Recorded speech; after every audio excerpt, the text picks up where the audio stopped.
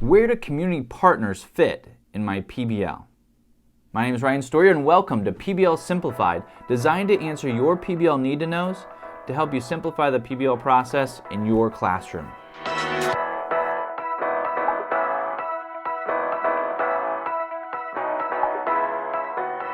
Where do community partners fit in a PBL? We know that PBL needs to be authentic. It needs to solve a real-world problem.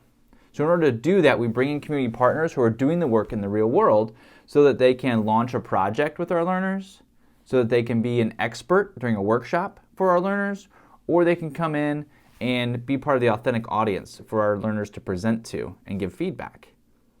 Community partners are a critical piece. That's why it's one of the 4 parts of planning a PBL project. Remember, the 4 parts are: you start with standards, you bring in a community partner, you know what your end product is, and we're going to work on a 21st century skill explicitly in this PBL. If you haven't heard that summary, you might want to click right here and go back to the first video in this series. And if you don't have the planning form, you'll want to click down here to go to PBL resources and get the PBL Simplified project planning form. Community partners are the way to bring in authenticity, and it's not as daunting of a task as you might think, because this is how it works. Community partners, the average person not in education, if you ask them, do they want to help us out in education? They're going to say yes. And then if you ask the average teacher, ask yourself, would you like to have the zoo come in and add authenticity to your project? Of course you would. The tricky part is how do we connect those two? The zookeeper doesn't want to come in and make copies. They don't want to come in at the wrong time, and we need them to come in and mix into our project as well at the right time. So PBL serves as that bridge between business, industry, and community partners and our classrooms. It gives us an invitation point. And the easiest place is in the zoo example. Every zoo in the country has an outreach person that is looking to get into schools somewhere. So when you call, you're actually doing their job for them. Hey, could you come and do a 30-minute talk with my learners about habitats? Would love to, right?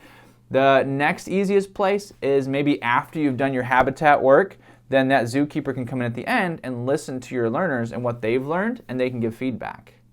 Another wonderful place to interject a community partner like a zookeeper is they can be a part of that workshop, maybe in the middle of your project, to actually give the information about the different habitats, so they can come in and serve as an expert. And when they do that, it elevates the work being done in your classroom, because it's not just doing school as we've always done it. There's someone outside of school that cares enough to stop their normal job to come in and teach your learners. That's a huge deal, and you cannot get around that. Even if you were a zoologist expert as the teacher, it will not be the same as somebody coming in their full zoo gear and giving your class attention.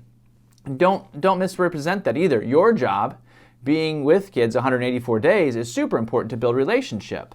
When you bring in a community partner from the outside, it just elevates the work and makes learners know instantly that it's super important. So today we simplified the idea of bringing a community partner in and how do you plan them into your PBL project. In the next series, we're going to talk about end products. Remember, as we plan a PBL, we're going to have standards, community partner, an end product, and a 21st century skill that we'll work in.